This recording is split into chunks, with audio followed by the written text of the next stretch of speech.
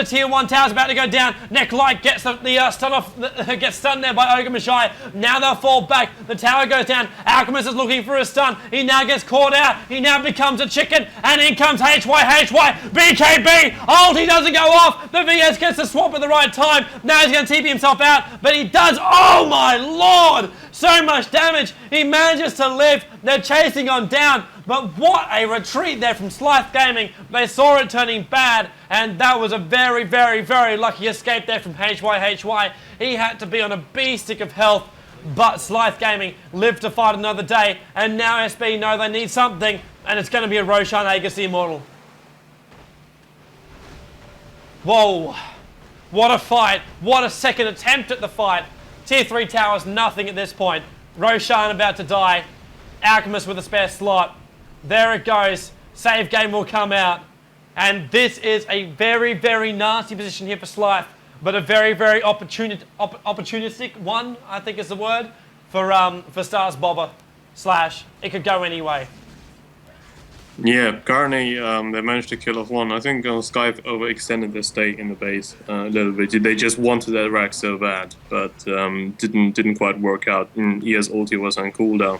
I think Puck ulti was on cooldown too. Necrolite ulti certainly was. So Shadow Fiend still has his ulti. Lich ulti obviously not quite reliable currently. So has it actually hit?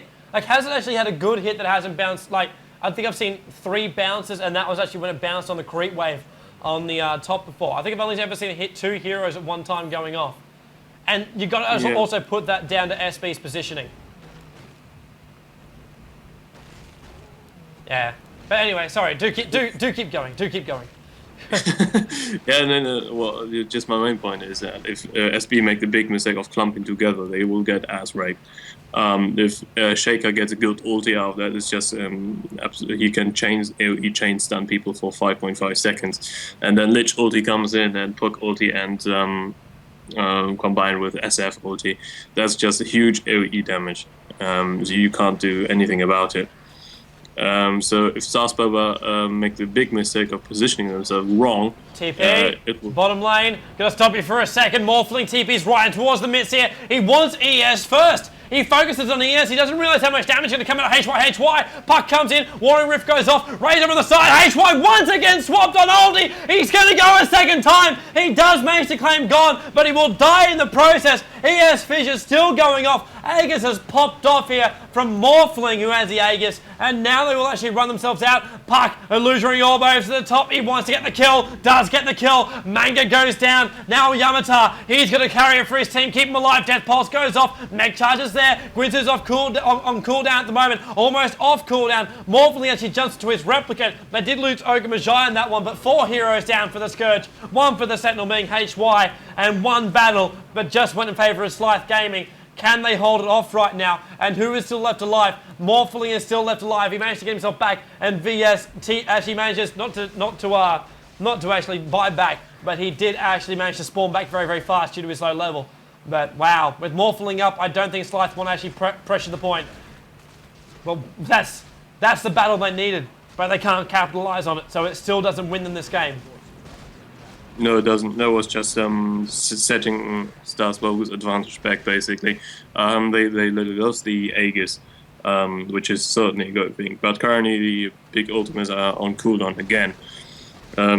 So they need to wait a bit and then wait for that one great team fight to pull it off. Yeah, I guess you're going to put a lot of praise to Gon right now. The fact that he is literally, I don't know if he's just been told, stop SF from ulting as much as you possibly can. Use that nether swap. Magic missile him if you even can, if he's on in BKB. It's like, whatever you can do, stop him from getting a well-positioned ulti off. Even with a blink dagger, he's doing it. Also got to note here the fact that Shadow Fiend has actually got himself an Eagle Horn. He had that before the battle actually took place before. And now with only 840 gold, he did die, so it has set himself back there for completing what I believe is going to turn into a butterfly. Correct me if I'm wrong, Slash. Should be a butterfly. It should be. There's not much point to buy anything else except that, well, he could go for E-Blade, but just doesn't make sense. Yeah. So yes, it would be funny if he did. It would be hilarious if he did. Yeah, if he did, I eat my words, but I don't think he will. No, he won't. This is a serious thing. This is a serious game, and they want to have the best damage to cost ratio they can possibly get Look on at Shadow Necrolite Fiend. too. Mystic stuff. He's going for the Shivas as well. 32 minutes, and he's going to go Shivas. Necrolite's job is just basically standing there, hitting everyone else, and surviving as much as he can. He's not, in a sense, he's not a carry. He doesn't deal that much damage. His job is to finish one guy off with his ultimate, and then keep his teammates alive. Yeah. Wow, SF, he's looking very, very beefy right now. I think he's stopping to buy something. Still 1,600 gold in the bank right now. Make that 1960. He just earned 300 gold from one creep wave with a couple of races and still made the most of that DD rune. And even then he's going to come down and grab a couple of Wilkins with the amount of damage he is pumping out right now with, well, Eagle Horn on top of the BKB, and he has those, he's probably at max souls right now. In fact, I would guarantee you he is at max souls right now, doing 226 damage on the back of the DD rune. That is a hell of a lot of damage. Alchemist actually Morphling running the replicate in. The replicate of Alchemist having a look. He's completed SMY. Lincoln Sphere on top of him too. He managed to actually track down HY, running up the runes. Waves over the top. Will there be a stun? BKB to actually TP himself out towards that bottom. Puck on the bottom lane. He TPs himself back towards the main base. But he did not want to get caught out or die just then. If he gets set back on his build, it's going to be damaging. As, Necrolite getting harassed a little bit from the side as well. It was just a bit of a stun that came out from Alchemist, but he has more than enough health regen to actually keep himself alive. So, yeah. Sycthe still moving around. Haste through on the bottom lane too, so looks like someone will pick that one up. It'll be ES. And that's it. That's not really a breaking point in the game. It's just the fact that ES is standing still on the back of a hasted rune. That's it. I think they're hoping for initiation on mid, maybe. But no one's in position to actually be ganked here by SP. They're all just trying to deal with their lanes by the looks of it at the moment. And, well, how's Morphling actually going? Like, SMY are Morphling so far? Still no Blade, surprisingly. Like, it's the one item which Morphling has literally been nerfed for. In fact, Morphling and the Blade were nerfed in our latest patch. Instead, he actually goes SMY as his second item. Like, thoughts behind that? Maybe simply because his E-Blade currently is not wouldn't be in a very good position to one-shot the hero anyway, because currently most heroes are very, very tanky, and if he takes out Lich, okay, fine. If Lich manages to pop his ulti, his job's done, he can die, that's not the main problem. Necrolite is too beefy, and currently it looks like he is going for Pipe as well. Shiva's completed, actually. Shiva's completed. 35 minutes, Shiva, Mech, Gwinsu, Hood, and FaZe. In 35 minutes from Yamatar. I want to see this man's CS score.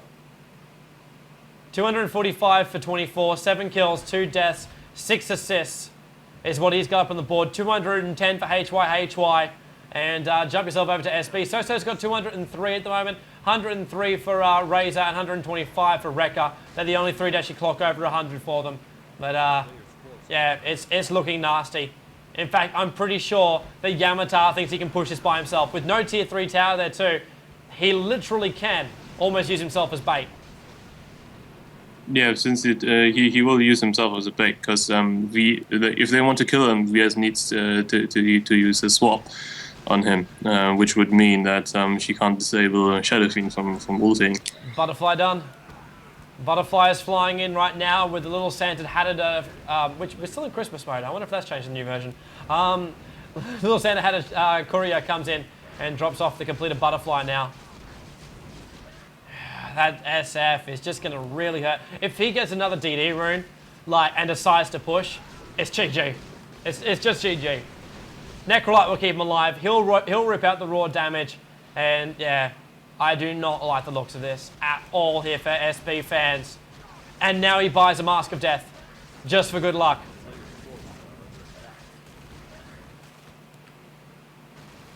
Can you kill this SF? You can, yeah. Not during his BKB, obviously. Not during his BKB. When he'll be ulting you, unless VS swaps him again. All while Necrolite's keeping him alive. All while the rest of his team is actually around him. In fact, a 5v1 gank would probably kill him, and you'll need a 10v1 gank to kill Necrolite at the moment.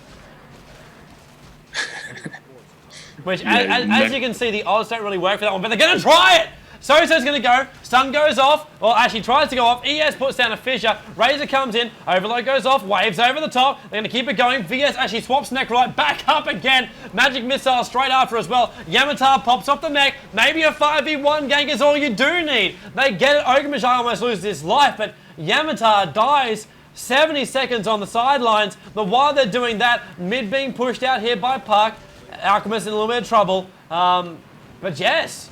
Maybe they can bring down the Necrolite. Maybe they can bring down the SF. All they need is a couple more battles like that. Yeah, they can bring him down, definitely. But you saw that how much effort it took. Yeah, it was a lot. It would have. Hey, I'm trying to be positive for the SB fans out there. There's hope. There is hope. Yeah, there definitely is hope. This is not a game where you see that. It currently doesn't look like that Sycthe has a huge advantage, to be honest. Because Alchemist is just getting beefier and Morphling is starting to deal sick damage. Yeah, that's 3,000 gold as well on Morphling at the moment. So he is actually getting very, very close to that next tier 3 item. So if they can keep this ganking going, if they can actually try and shut down these heroes a lot more, then it could look good for him. It could really look good, and that's just not us sitting on the sideline going, you know what? We're just being positive to keep this game interesting, because it is actually still possible. As I said in the last game too, SB won't leave a game until they're absolutely positive it's over. And I don't see a fat lady singing. Do you, Slash? No. Currently, it actually looks to me that Stars Boba, they're having the advantage. Because the longer the game takes, and the stronger the Morphling and the Alchemist both become. While Shadow Fiend has already reached his peak.